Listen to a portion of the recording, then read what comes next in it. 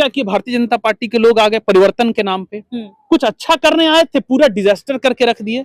आते ही पहले मैराथन कैसा भी 22 से बने हो, मैं अभी 22 में ही रहता हूँ, शेलके जी हमारे पड़ोसी है। तो भाई वहां से आप, मैं उस शब्दों का इस्तेमाल नहीं करना चाहता हूं जो नरेंद्र मोदी जी ने किसी के लिए किया था, वहां से आप किसी आरा गहरा को यदि आप एबी फॉर्म दे दीजिए भारतीय जनता पार्टी को, जीत जाएगा। कोई बहुत बड़ी बात मोदी जी को नकार चुका है, और ऐसा वैसा नहीं नकारा है मैडम, ऐसे ऐसे वीडियो है, इतना लताड़ा गया है नरेंद्र मोदी को कि दुनिया में किसी प्रधानमंत्री को इतना नहीं लताड़ा गया। जो भी वीडियो हर दिन लगता है जैसे इस महानगर पालिका में मारपीट वाली स्थिति आ गई है, हल्ला गुल्ला करना, रैली ऐसा करते हैं, धरना दे देना अंदर में, अरे पुलिस बुलाओ, आयुक्त के साथ बदतमीजी करना, इस तरह के फालतू व्यवहार जो आप करते हो ना, इससे आप हीरो बनना चाहते हो। आप कोई हीरो नहीं हो, आप बहुत बड़ा बिग जीरो हो। 100 मीटर चल नहीं सकते, ये हालत है रोड की। तो देखिए यहाँ की रोड की इंफ्रा, राजन नाइक साहब का जो मेहनत है दिखा रहा है कि ये लोग काम के न धाम के 100 किलो अनाज के कल भी थे और आज भी है। और इस तरह से नौटंकी से वसई विरार का जो टैक्स पेयर है सब आप एक्सपोज हो चुके हैं। 22% प्रॉपर्टी टैक्स बढ़ गया मैडम। यदि आपको इतना धरना देना था स्नेहा दुबे मैडम, आप धरना पे बैठ जाते। आप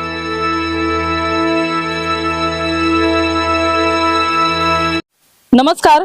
गेल्या काही दिवसांपासून जर आपल्याला माहिती असेल तर एक मोठा प्रश्न वसई विरारमध्ये भेडसावत आहे, तो म्हणजे खड्ड्यांचा। वसईच्या आमदार स्नेहा दुबे पंडित यांनी तर अक्षरशः आंदोलनाचा इशारा दिलेला आहे। खरं तर सत्तेमध्ये राहून आमदार आंदोलन करतायत हाच एक विचित्र मुद्दा आहे। परंतु मागच्या वर्षी जे आहे ते बहुजन विकास आघाडीने या मुद्द्यावरती एक मोठं आंदोलन छेडलं होतं, कारण त्यावेळेस जे ते प्रशासकीय राजवट होती, कोणाची सत्ता नव्हती। परंतु यंदाच्या वर्षी बहुजन विकास आघाडीची या ठिकाणी सत्ता आहे, तरी देखील खड्ड्यांचा इतका मोठा प्रश्न भेडसावत आहे। येणाऱ्या काही दिवसांमध्ये गणेश चतुर्थी येणार आहे, नवरात्री सण साजरे होणार आहेत, गोकुळाष्टमी येणार आहे, आणि अशा परिस्थितीमध्ये मागच्या वर्षी जे मुद्दे उचलण्यात आले होते ते पूर्ण करण्यासाठी आता बहुजन विकास आघाडी तितकीशी सक्षम आहे का, हा मोठा प्रश्नचिन्ह एक उपस्थित राहिला आहे। आपल्या सोबत आहेत रवी भूषण जी, जे काँग्रेसमध्ये आहेत, काँग्रेसचे पदाधिकारी आहेत ते, आणि विरोधी म्हणून नेहमीच त्यांनी दोन्ही पक्षांना, म्हणजे भारतीय जनता पक्ष असू दे किंवा बहुजन विकास आघाडी असू दे, या दोघांवर नेहमी त्यांनी जे ते धार धरलेली आहे। आता विचारूया त्यांना नेमका संपूर्ण काय प्रकार आहे। सर क्या कहेंगे? विरोधी नेता की तरफ से आपको पूछना चाहूंगी कि क्या मतलब आपका कहना है खड्डों के लिए, जो पिछले साल बहुजन विकास आघाड़ी ने इतना बड़ा आंदोलन छेड़ा, अब लगा था कि बहुजन विकास आघाड़ी की सत्ता अगर आती है तो खड्डे जो है वो नहीं होंगे, अब फिर से हो रहे हैं, उसके ऊपर अभी भी कोई सॉल्यूशन नहीं है, क्या कहेंगे? इसमें दो बात है। पहला तो एक ही जो पहले बीजेपी का आ जाता हूं कि बीजेपी ने एक बहुत ही ज्यादा एक प्रचार किया था, परिवर्तन, हर ऑटो के पीछे इन्होंने परिवर्तन शब्द का इस्तेमाल किया था। तो बीजेपी ऐसी पार्टी है जो बोलती कुछ और है, करती कुछ और है। जनता को भारतीय जनता पार्टी ने बेवकूफ बनाया। इसमें राजन नाइक साहब और स्नेहा दुबे मैडम ने ये पाप क्यों किया है, ये उनको अपनी अंतरात्मा से पूछनी चाहिए। क्योंकि आप बहुजन विकास आघाड़ी का विरोध किस बात पे करते थे राजन नाइक साहब? आप तो इसी बात पे करते थे ना कि रोड बहुत खराब है। ठीक है, जनता ने आपको वोट दे दिया कि आप रोड अच्छे बना लेंगे, बात तो और आगे चले गई। स्नेहा दुबे मैडम का एक वीडियो है कि अर्धरात्रि में वो ठेकेदारों को पकड़ रही है कि रोड कैसा बना रहे हो, रोड की क्वालिटी खराब है। तो ये सब क्या एक सिर्फ प्रोपोगेंडा था स्नेहा दुबे मैडम? हम लोग विरोधी पक्ष होने के नाते और वसई विरार के टैक्स पेयर होने के नाते, साधारण जनता होने के नाते में पूछ रहे हैं। एक बच्चा भी आपसे पूछना चाहता है कि मैडम क्या वो सिर्फ एक ड्रामा था? आपने क्या क्वालिटी पे ध्यान दिया? आप मतलब कि एक क्या 2 साल हो गए आपको सत्ता की मलाई खाते खाते। पैच, पहले भी रोड पे पैच लगते थे मैडम, आज भी पैच लग रहे हैं। पहले क्या होता था बहुजन विकास आघाड़ी के काल में, थोड़ा पॉजिटिव बोल देता हूं उनके बारे में, कि वो लोग एक मैराथन कराते थे, और मैराथन जब आता था तो हम लोग उसका विरोध करते थे किसी और मुद्दे पे। ये बोलते थे कि मैराथन हर 9 महीने में हो, क्योंकि हर साल मैराथन होता था। और चूंकि मैराथन एक इंटरनेशनल फेस्टिवल था वसई विरार का, तो उसमें क्या होता था कि बारिश के बाद जो भी टूटे रोड होते थे, पूरा वसई विरार का मैराथन का जो रूट है वो बन जाता था। इनडायरेक्टली हम टैक्स पेयर का बहुत बड़ा भला होता था। ये लोग क्या किए, भारतीय जनता पार्टी के लोग आ गए परिवर्तन के नाम पे, कुछ अच्छा करने आए थे, पूरा डिजास्टर करके रख दिए। आते ही पहले मैराथन का ऐसा विरोध किए कि मैराथन नहीं होगा, ये होगा, पूरी तरह से सिस्टम को कोलैप्स कर दिए। तो भारतीय जनता पार्टी बहुत बड़ा आफत और विपदा बन के वसई विरार नाला सोपारा नाय गांव पे आई है। ठीक है, पार्टी होने के नाते हम लोग एक दूसरे की पॉलिसी का विरोध करते हैं, करना भी चाहिए, लेकिन बीजेपी जो है वसई विरार नाला सोपारा नाय गांव के लिए एक अच्छा विकल्प नहीं है।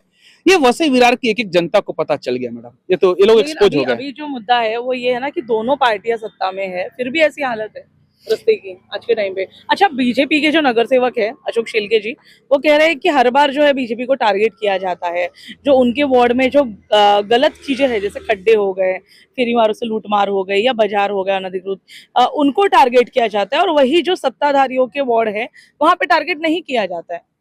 नहीं, इसमें क्या है कि देखिए अशोक शेलके जी को खुद लाइमलाइट में रहने का शौक है, उनको बहुत जल्दी एमएलए बनना चाहते हैं, वो उनके अंदर एकदम हड़बड़ी मची हुई है, वो बचपना दिखता है उनके इसमें। ठीक है, आप नगर सेवक बन गए, और तुम कहाँ से नगर सेवक बनो भाई, प्रभाग 22 से बने हो, मैं भी 22 में ही रहता हूँ, शेलके जी हमारे पड़ोसी है। तो भाई वहां से आप, मैं उस शब्दों का इस्तेमाल नहीं करना चाहता हूँ जो नरेंद्र मोदी जी ने किसी के लिए किया था, वहां से आप किसी आरा गहरा को यदि आप एबी फॉर्म दे दीजिए भारतीय जनता पार्टी को, जीत जाएगा। कोई बहुत बड़ी बात नहीं है नगर सेवक बन जाना। अभी तो वो बात यह है, नेता है तो। गट नेता भी आप बन गए हैं, ठीक है, वो आपका जो वर्चस्व, लेकिन आपके पास काम करने का ना कोई पॉलिसी कल था ना आज है, ना आपके पास कोई नियत होगा। एक बार इनके वार्ड का भ्रमण कर लिया जाए प्रभाग 22 का, तो पूरी तरह से एक्सपोज हो जाएंगे। लेकिन क्या फिर ये लोग ये आरोप लगाते हैं कि तुम लोग सिर्फ बीजेपी को करते हो टारगेट। भाई जब वार्ड आपका है, जिम्मेदारी आपने ली है, नगर सेवक आप बने हो, परिवर्तन के नाम पे बने हो, तो आपको जिम्मेदारी निभानी पड़ेगी आपके ऊपर। बहुजन विकास अघाड़ी का ऐसा है कि हम लोग बहुजन विकास अघाड़ी पे भी बात करते हैं, लेकिन नगर विकास मंत्रालय किसका है मेरे भाई? नगर विकास मंत्रालय, आप तो मंत्रालय के आसपास ही मंडराते रहते हैं ना शेलके भाई, नगर विकास मंत्रालय किसका है? महानगर पालिका को कंट्रोल कौन करता है? एक ना शिंदे ही करते हैं ना मैडम। तो किसी भी तरह की महानगर पालिका की क्वालिटी ऑफ, मतलब जो सर्विस की जो क्वालिटी है उसमें खराबी आती है, तो सीधे सीधे भारतीय जनता पार्टी के ऊपर ये आरोप आता है मैडम, इसमें कुछ उनको शक नहीं होना आपसे एक सवाल पूछिए, कल की ही ये बात है कि जो सभा त्याग, अब एक नया शब्द जो आया है वो कि सभा त्याग की जाती है, अगर कोई बात ना सुनी जाए सभा त्याग की जाती है। तो पिछली एक सभा के बारे में आपको बताना चाहूंगी कि जब बारिश का माहौल था, जब इतना बड़ा संकट वसई विरार पे आया था, तब उस वक्त जो है सभी ने वो संकट से बाहर अच्छे से निकले और सभी ने काफी अच्छा काम किया। भाजपा ने भी किया, कांग्रेस ने भी अपने कुछ काम वार्ड में किया रहेगा, या बहुजन विकास अघाड़ी ने किया। तो उस वक्त जो है महापौर सर हो गए या फिर जितने भी नगर सेवक जीते, सबकी तारीफ हुई कि किस तरह से उन्होंने काम किया, किस तरह से सराहनीय काम किया। लेकिन इस पूरे मुद्दे के बाद जब जनता की बात निकली कि किस तरह से मैराथन होना चाहिए, जो मैराथन अब डिक्लेयर हो गया, उसके बाद जब जनता की बात करने आई तो भाजपा ने सभा त्याग कर दी। अब कल के दिन में स्थायी समिति सभा जो रहती है, स्टैंडिंग की मीटिंग रहती है, वो भी त्याग कर दी। उनका ऐसा कहना है कि हमारे पास वोट कम है, तो बहुजन विकास अघाड़ी जो है वो मनमानी कारभार करके अपना काम निकलवा रही है और हमारी कोई सुनता नहीं है। तो कितना, मतलब हर जगह पे अगर सभा त्यागी होता रहा तो जनता की बात कब करेंगे ये लोग? देखिए यही है ना इनका, ये लोग बातें बड़ी बड़ी कहते हैं, भगोड़ों की पहचान है, आपको भागना नहीं चाहिए। क्या हो गया, बहुजन विकास अघाड़ी के पास ज्यादा लोग हैं, ज्यादा नगर सेवक हैं, आप अपनी बात रखिए। और कभी भी देखिएगा ये लोग अपनी बात एक सही तरीके से और सही तर्क के साथ नहीं कहते हैं। अचानक हम लोग देखते हैं जो भी वीडियो, हर दिन लगता है जैसे इस महानगर पालिका में मारपीट वाली स्थिति आ गई है, हल्ला गुल्ला करना, रैली ऐसा करते हैं, धरना दे देना अंदर में, अरे पुलिस बुलाओ, आयुक्त के साथ बदतमीजी करना, इस तरह के फालतू व्यवहार जो आप करते हो ना, इससे आप हीरो बनना चाहते हो। आप कोई हीरो नहीं हो, आप बहुत बड़ा बिग जीरो हो, सबको मालूम है आप हीरो रहते। तो ये जो रोड है ना, ये आपका पहचान पत्र है, आपके दोनों विधायक का पहचान पत्र वसई विरार नाला सपरा नया गांव का रोड है।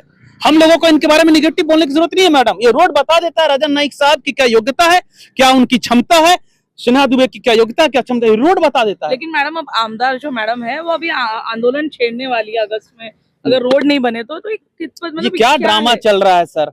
पक्ष भी आप, विपक्ष भी आप, अब आप आंदोलन छेड़ने वाले हैं। अब तक आप कहाँ सोए हुए थे? छुट्टी पे गए हुए थे, विधानसभा में आप जाते हो, आपको मालूम नहीं था कि किस क्वालिटी का रोड बन रहा है? क्या हो गया वसई विरार में? हाँ। बदले की राजनीति है जो बहुजन विकास अघाड़ी ने, उनकी सत्ता रहते हुए अगर आंदोलन छेड़ दिया तो मैडम को बस क्या बदले की राजनीति करनी है? ये इनको देखिए, इनको क्या है, ये लोग एक डर में जीते हैं। राहुल गांधी जी हमेशा बोलते हैं डरो मत, सबसे पहले बीजेपी आरएसएस वालों को बोलते हैं डरो मत, ये एक डर में जीते हैं। इनको अभी डर लग रहा है कि कहीं किसी ने ज्यादा आंदोलन किया तो क्या होगा, मेरा साख गिर जाएगा। आपकी साख ऑलरेडी पूरे देश में क्या पूरे विश्व में गिरा चुके, नरेंद्र मोदी खुद गिरा चुके हैं। तो अब आप खुद आंदोलन करके क्या चाह रहे हैं? आप नहीं चाह रहे कोई बड़ा विपक्ष या मजबूत खड़ा हो जाए, इसके लिए आप आंदोलन कर रहे हैं।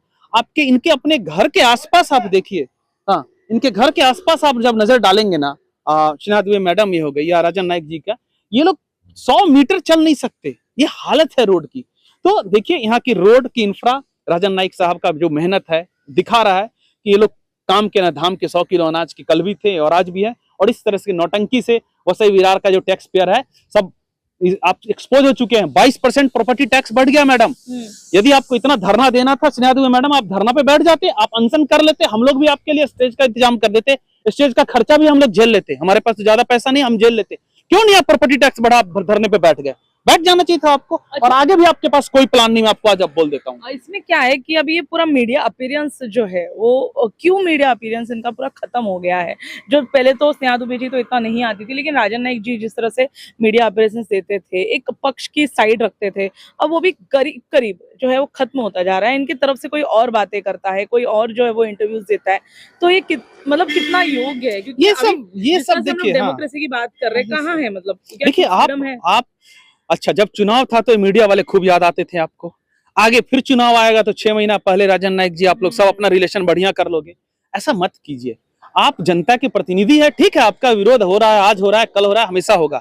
मीडिया के सामने आइए, मीडिया को जवाब दीजिए, मीडिया का अपमान मत कीजिए। मीडिया आपको माइक दे रही है और आपने जिम्मेदारी खुद ली है। वो एफिडेविट आपने साइन किया है ना सर, कोई जबरदस्ती तो साइन नहीं किया है कि आप विधायक बनना चाहते हैं। तो मीडिया की बातों का जवाब दीजिए और अच्छा मौका है ना। भारतीय जनता पार्टी को मीडिया को पूरी तरह से क्या हालत कर रखी है, नेशनल मीडिया को। हम तो वसई विरार की जो लोकल मीडिया उनका बहुत सम्मान करते हैं कि वो अभी इन लोगों को सवाल पूछती है। आज यहाँ भी मीडिया जिंदा है। बिल्कुल। सर एक सवाल आपसे ये पूछूंगी कि कल जब सभा त्याग की बात हो रही थी तो उनके नेताओं का ये कहना था कि अभी आप लोग पूछेंगे कि खासदार हमारे हैं, मुख्यमंत्री हमारे हैं, मतलब जब प्रशासकीय राजवट थी तब सब हमारे अंडर था, मतलब बीजेपी के अंडर था। ऐसा होते हुए भी उनका ये कहना है कि ऐसा होते हुए भी आज हम मांग कर रहे हैं कि प्रशासकीय राजवट में जो भी वो कार्यकाल में जो है जो भी काम हुए वो किसके आदेश से हुए। तो ये क्या है? मतलब ये लोग खुद ही अपने पार्टी को चैलेंज किए जाते हैं और ये क्या नहीं समझ पा रहे हैं? देखिए ये सब प्रोपोगेंडा है अपनी राजनीति चमकाने का। इनको अच्छी तरह से मालूम है जो भी हुआ है भारतीय जनता पार्टी के बड़े नेताओं के आदेश पे ही हुआ है। मैं आपको ज्यादा डिटेल में नहीं बोलूंगा। बड़े बड़े प्रोजेक्ट पे भारतीय जनता पार्टी के लोग लगे हुए हैं। मैं ज्यादा नहीं एक्सपोज करूंगा कौन कौन नेता यहाँ पे आते हैं और किस लिए आते हैं और उन नेता के आने से क्या भला होता है, मुझे तो समझ में नहीं आता। आप बताइए ना, पालक मंत्री साहब इतने बार यहाँ विजिट कर चुके हैं, हम वसई विहार की जनता को क्या मिला? कुछ नहीं मिलता है। जिस दिन वो आते हैं उस दिन बस ट्रैफिक पुलिस जो है ट्रैफिक रोक देती है, हम लोग और परेशान होते हैं। कुछ नहीं मिला वसई विहार की जनता को। तो सब नौटंकी बंद कीजिए। भारतीय जनता पार्टी का जो यहाँ कमल खिल रहा था, बिल्कुल आपका सुपड़ा साफ हो जाएगा। आपका पैसा और पैसे की जो राजनीति है और सत्ता की जो राजनीति है, पुलिस बल की जो राजनीति है, यहाँ नहीं चलेगी सर। सर अभी जैसे आपने कहा कि इनका तो सुपड़ा साफ हो जाएगा, लेकिन उसके अलावा फिर ऑप्शंस क्या है? जैसे बहुजन विकास आघाड़ी हो गया, आप तो उसका भी विरोध करते हैं कि किस तरह से बहुजन विकास आघाड़ी भी ऐसे कोई भला नहीं कर रही है वसई विरार का। तो अभी आप कांग्रेस को अगर ऑप्शन में देखते हैं तो क्या उस लेवल का स्ट्रॉन्ग पॉलिटिकल गेम कांग्रेस का वसई विरार में है? अभी तक तो नहीं बता पा रहे। नहीं, बिल्कुल सही है, मैं झूठ नहीं बोलूंगा। कांग्रेस बिल्कुल उतना मजबूत स्थिति में नहीं है, लेकिन जिस तरह से कांग्रेस का उत्थान अभी सेंटर से हो रहा है और केंद्र से हो रहा है और राहुल गांधी जी के जो फैन फॉलोअर्स आप देखेंगे, तो कांग्रेस को यहाँ में बहुत ज्यादा अपने में स्वयं में परिवर्तन करना पड़ेगा। कांग्रेस का यहाँ का जो नेतृत्व है उसको सोचना पड़ेगा कि कांग्रेस से अपेक्षाएं बहुत बढ़ी हुई है। देखिए ये स्वर्गीय लाल बहादुर शास्त्री जी की पार्टी है जो कि देश नहीं दुनिया के सबसे ईमानदार नेता थे। तो हमको उस ईमानदारी के रास्ते पे चलना पड़ेगा और कांग्रेस ने हमेशा लॉन्ग टर्म विजन पे काम किया है। हम कांग्रेस पार्टी के लोग यहाँ पे आना चाहिए, कांग्रेस को अच्छा नेतृत्व मिलना चाहिए और हम कांग्रेस पार्टी के लोगों के पास यहाँ के लिए विजन है मैडम। हम कंक्रीट रोड की मांग करते हैं और वो रोड कोई लोकल पार्टी ना, लोकल ठेकेदार ना बनाए। L&T कंक्रीट रोड बनाए वसई विरार नालासोपारा नायगांव का, उसके लिए हम लोगों की पहली मांग है और इसके लिए कांग्रेस का ऑर्गेनिक उत्थान हो रहा है और हम लोग करेंगे मैडम। हम लोग बहुत सारा मेहनत कर रहे हैं। आखिरी 2 सवाल आपसे पूछूंगी केंद्र से रिलेटेड, जैसे आपकी बात हुई तो मैं आपको पहला सवाल तो ये पूछूंगी कि कहा गया था कि बीजेपी मतलब कोई सत्ता जब खत्म होती है, बीजेपी ऐसा नहीं कांग्रेस भी हो, तो कहीं ना कहीं वो माइक्रो लेवल पे शुरू होती है, लेकिन ये तो पूरा केंद्र से जो है वो अब शुरू हो गया है। जो भी अगर टूटना भी हम कह सकते हैं। राज ठाकरे जी ने कहा था कि जो है नरेंद्र मोदी एक मैग्नेट है जो जोड़े हुए है इस पक्ष को। जिस दिन ये मैग्नेट छूट गया या फिर इनका ये जो है मैग्नेट खत्म हो गया, तो उस तरह से ये जो है पार्टी कहीं ना कहीं ब्रेक थ्रू में आ जाएगी। तो ये केंद्र से ब्रेकआउट इसका शुरू हो रहा है, मैक्रो लेवल पे शुरू हो रहा है, तो क्या कहेंगे इस पे? बिल्कुल, भारतीय जनता पार्टी का विघटन शुरू हो चुका है। बिल्कुल सही बोला राज ठाकरे साहब ने, 100% सही है। आप भी का सवाल भी बिल्कुल सही है। और विघटन इस बात से शुरू हो गया है कि आपने तैयारी की थी कांग्रेस से लड़ने की, सपा से लड़ने की, शिवसेना तोड़ने की। आप इस तरह की घटिया राजनीति करते थे। तो अब क्या हो गया, जो नया जनरेशन का जो युवा है वो काफी मॉडर्न है, काफी अपडेटेड है और उसको अच्छी क्वालिटी चाहिए। आपका फुग्गा फूट चुका है, राहुल गांधी जी ने बोल दिया कि मोदी जी का फुग्गा फूट चुका है, नया जनरेशन मोदी जी को नकार चुका है। और ऐसा वैसा नहीं नकारा है मैडम, ऐसे ऐसे वीडियो है, इतना लताड़ा गया है नरेंद्र मोदी को कि दुनिया में किसी प्रधानमंत्री को इतना नहीं लताड़ा गया, ये भारत के इतिहास में लिखा जाएगा, इतना लताड़ा गया। मोदी जी के बारे में कहा गया, उनके माता जी के बारे में कहा गया। तो जिस तरह से ये सब हुआ जंतर मंतर पे, जो उसके बाद मोदी जी ने वीडियो बनाया, कहा कि मैं बच्चों को माफ करता हूँ, जो है बचपने में गलतियां होती है, उसके बाद ये FIRs क्यों हो रहे हैं? देखिए, इसमें दो तीन बात है। पहली बात तो नरेंद्र मोदी जी, आप ये बताइए कि आप कुंभकर्ण की नींद में सोए हुए थे क्या? आपके ऑफिस के बगल में 30 दिन से कोई आदमी भूखा है, आप खुद को प्रभु श्री राम का भक्त बोलते हो, कोई भूखा आपके शरण में, आपके दरवाजे पे आया है, क्या बोलता है हिंदू धर्म और सनातन धर्म? मोदी जी जवाब दीजिए, अगला सेल्फी बनाइए तो उसमें जवाब दीजिए। ये कभी भी हिंदू धर्म के रास्ते पे नहीं चलते मैडम, ये कभी भी प्रभु श्री राम के बताए रास्ते पे नहीं चलते, सिर्फ राजनीतिक इस्तेमाल करते हैं। नरेंद्र मोदी जी 30 दिन तक कहाँ थे? क्यों नहीं गए उस मंच पे? क्या उस मंच पे जाने से छोटे हो जाते? नहीं गए। तो वो आपका अहंकार दिखाता है नरेंद्र मोदी जी, और जब अहंकार कोई कर लेता है तो प्रकृति उसको अहंकार को खत्म करने के लिए नई नई शक्तियों का जन्म देती है। ये जैन जी वही शक्ति है, इनके पास जैन जी से लड़ने का कोई तरीका ही नहीं मालूम है। पूरा इनका हजारों करोड़ का पैसा खर्चा किया IT cell, paid social media, मतलब यूट्यूब, फेसबुक, ट्विटर, सारा का सारा कोलैप्स कर दिया भारत की नई जनरेशन में। मुझे गर्व है नई जनरेशन पे, इन्होंने सिखा दिया, इन्होंने बोनस साबित कर दिया कि आप पूरा का पूरा नेशनल मीडिया खरीद लो, लेकिन हम सबके हाथ में मोबाइल है। दूसरी बात पे आता हूँ, गाली देना अच्छी बात नहीं, गाली देना हमारी संस्कृति भी नहीं है, देना भी नहीं चाहिए। लेकिन नरेंद्र मोदी जी, आप खुद देख लीजिए बीजेपी के लोग क्या क्या शब्दों का इस्तेमाल करते हैं। देश के शहीद प्रधानमंत्री राजीव गांधी जी की विधवा के लिए किस शब्दों का इस्तेमाल करते हैं, आप खुद आत्ममंथन कीजिए, पता चल जाएगा। और ये क्या नाटक कर रहे हैं? किसने आपको दिमाग दे दिया डेली शाम में एक रील बनाने का? आपके अंदर क्या हो गया है? ऐसा लग रहा है जैसे इन्होंने अपना मानसिक संतुलन पूरा खो दिया है। आप क्यों बोल रहा हूँ, प्रेस कॉन्फ्रेंस क्यों नहीं किया? पूरा प्रेस कॉन्फ्रेंस कीजिए ना। हमारे राहुल गांधी जी आते हैं ना, सैकड़ों कैमरे रहते हैं और प्रेस कॉन्फ्रेंस करते हैं। प्रेस कॉन्फ्रेंस, आपको अपने देश के प्रेस से बात करने में इतना डर क्यों लगता है? उनकी है प्रेस, तो उनकी है, प्रेस आपकी खरीदी हुई है ना, वो तो आपसे कुछ उल्टा पुल्टा पूछेंगे भी नहीं, आपसे डरे भी हुए हैं। तो खुलेआम आइए, थोड़ा बात कीजिए और नाटक मत कीजिए। आपने माफ कर दिया, सावधान रहो दोस्तों। एक तरफ नरेंद्र मोदी जी गुड बॉय बनने की कोशिश कर रहे हैं और दूसरी तरफ अमित शाह बैड बॉय बने हुए हैं कि भाई हम इनका छवि चमकाते हैं नरेंद्र मोदी जी का। नरेंद्र मोदी जी सबको माफ कर दे रहे हैं, ये कर दे रहे हैं, है ना। और दूसरी तरफ अमित शाह खोज के फिंगरप्रिंट लिए जा रहे हैं सर बच्चों के, प्रताड़ित कर रही है दिल्ली पुलिस एक एक बच्चों को, उन बच्चों का भविष्य खराब कर रही है। नरेंद्र मोदी यदि आपको करना है तो मैं बताता हूं क्या कीजिए। जो आपने नोटबंदी में किया था कीजिए, जो आपने कोरोना में किया था, लॉकडाउन लगाया था, कीजिए। आधिकारिक रूप से घोषणा कीजिए कि उस आंदोलन में और उस तरह के किसी भी आंदोलन में पूरे देश में जो लोग युवा जुड़े थे, चाहे वो किसी भी उम्र के जुड़े थे, उस विषय में कभी भी किसी के ऊपर किसी तरह का FIR नहीं होगा। कीजिए यदि आप कर सकते हैं तो। आप नहीं करेंगे सर? बच्चों के साथ हैं आप लोग, मतलब आपका 100% कांग्रेस पार्टी है, हम लोग सब बच्चों के साथ। फिर आप तो एंटी नेशनल हो गए फिर तो। देखिए, हर कोई जो बीजेपी के खिलाफ है वो एंटी नेशनल बीजेपी बोलती है, लेकिन सबसे बड़ी बात है यदि कोई एंटी नेशनल है तो भारतीय जनता पार्टी है। भारत आइडिया ऑफ इंडिया के खिलाफ जो है वो एंटी नेशनल है तो भारतीय जनता पार्टी है। जो संविधान के खिलाफ है वो भारतीय जनता पार्टी है। तो हम लोग एंटी नेशनल का हमारे ऊपर टैग डालते हैं, लेकिन सच्चाई है भारतीय जनता पार्टी एक खतरा बन चुका है, युवाओं के लिए, भविष्य के लिए खतरा बन चुका है मैडम। बिल्कुल। ये लेकिन एक सवाल ऐसा भी है कि जब इमरजेंसी लागू हुई थी, जो इंदिरा गांधी के काल में हुई थी, उन्होंने लागू की थी, तब भी प्रेस के ऊपर जो है एक बर्डन था, उनके ऊपर मतलब पूरा खत्म ही कर दिया था।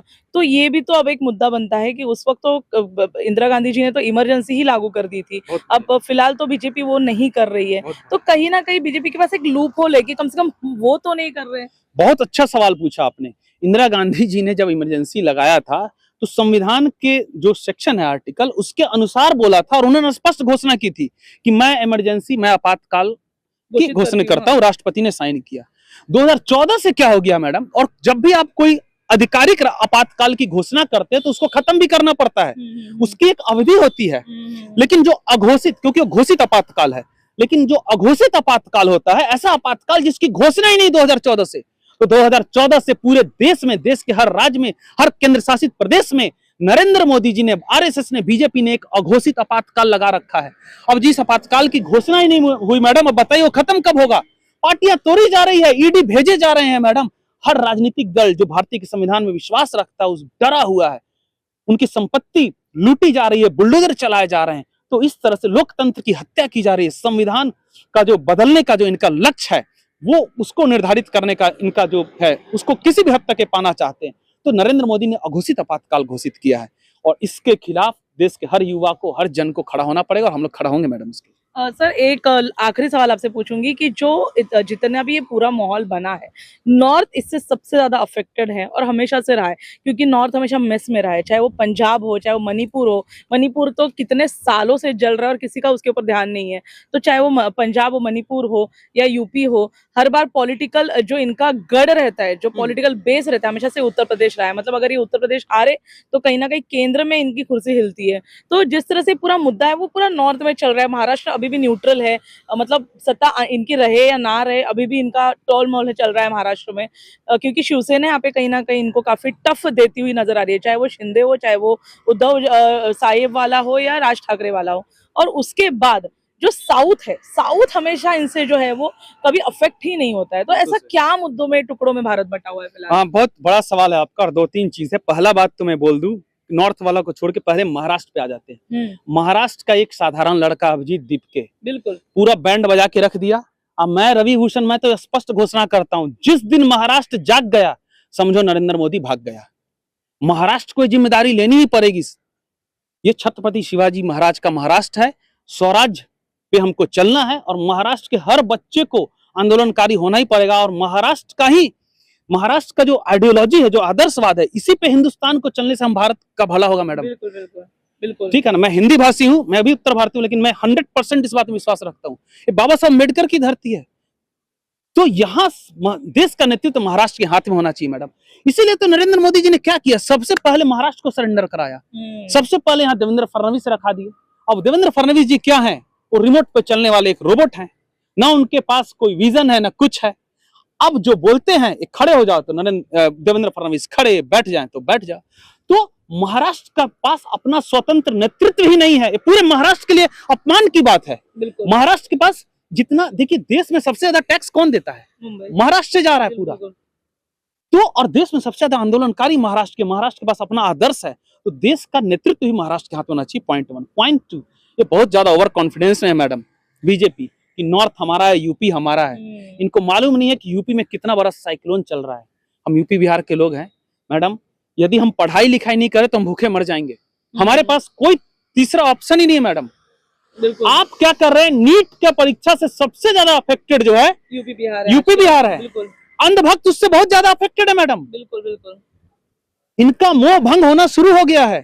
ये जिस दिन मोर्चा खोलेंगे, और भारतीय जनता पार्टी ने क्या किया है, उधर योगी जी को टारगेट करना शुरू कर दिया। बिल्कुल बिल्कुल। तो बीजेपी के अंदर देखिएगा इतना बड़ा विद्रोह होगा, और ये विद्रोह नरेंद्र मोदी जी के खिलाफ होगा। और ये योगी जी की कुर्सी हिल सकती है। योगी जी की कुर्सी क्यों, भारतीय जनता पार्टी के खिलाफ होगा। मैं बेसिकली बोल रहा हूँ क्योंकि नॉर्थ के ज्यादातर लोग सरकारी एग्जाम, कंपटीशन एग्जाम पे ही उनका जीवन चलता है। उस सबसे ज्यादा अफेक्टेड हो, बोल नहीं रहे हैं या माता पिताजी नहीं बोल रहे, लेकिन बच्चे लोग बोलना शुरू कर दिए, घर में विद्रोह शुरू हो गया मैडम। तो बहुत जल्दी ये सरेंडर होंगे। नरेंद्र हमेशा सरेंडर होते हैं, ये यूपी में भी सरेंडर होंगे। और साउथ जो है वो अफेक्टेड नहीं है। साउथ पढ़े लिखे लोग हैं, वो हर चीज को लॉजिकली समझते हैं, जानते हैं, बूझते हैं। वो अंधापन में विश्वास नहीं करते हैं।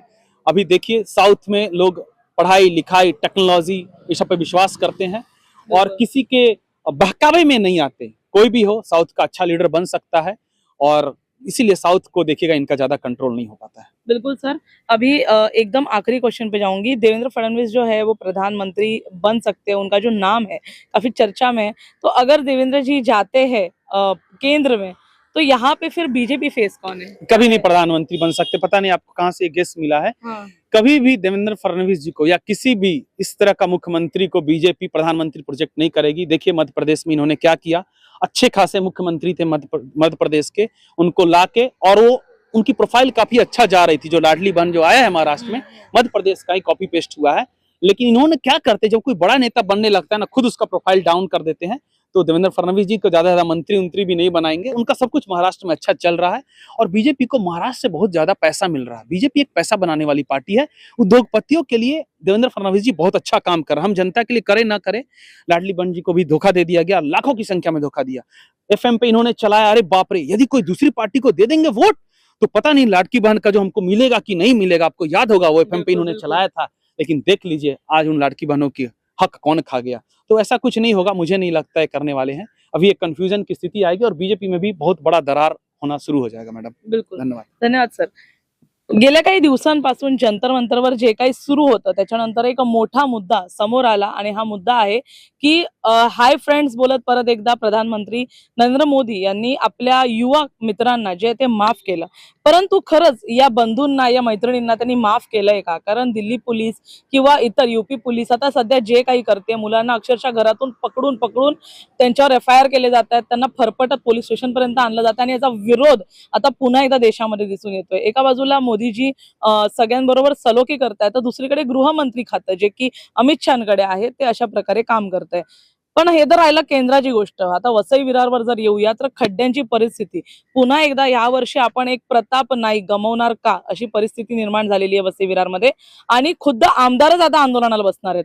मग कुठेतरी ही रिव्हेंज ची राजनीती आहे का की मागच्या वर्षी बहुजन विकास आघाडीने आंदोलन केलं म्हणून आता स्नेहा दुबे पंडित करणार।